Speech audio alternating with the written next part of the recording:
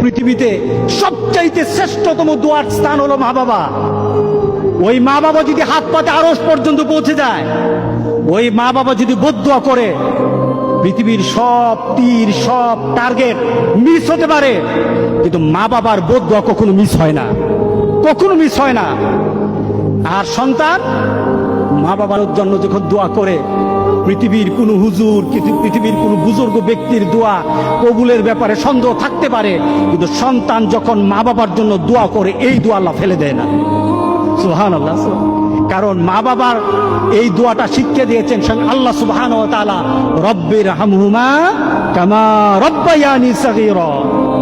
আপনি কবরে থাকবেন, আপনি প্রত্যেক নামাজে আপনার সন্তান দোয়া করবে আপনার জন্য, রব্বির হামহুমা কামা রব্বায়ানি সাগীরা। পড়েন, মা বাবার জন্য দোয়া করেন প্রতি নামাজে, প্রতি নামাজে বলেন মা বাবার জন্য, রব্বির হামহুমা কামা রব্বায়ানি সাগীরা।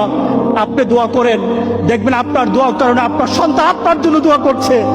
আপনাকে আল্লাহ যেন এমন সুযোগ করে দেয়, এমন কুলাঙ্গার সন্তান যেন আমাদের সন্তানগুলো আল্লাহ না বানায়। সবাই বলেন আল্লাহুম্মা আমিন।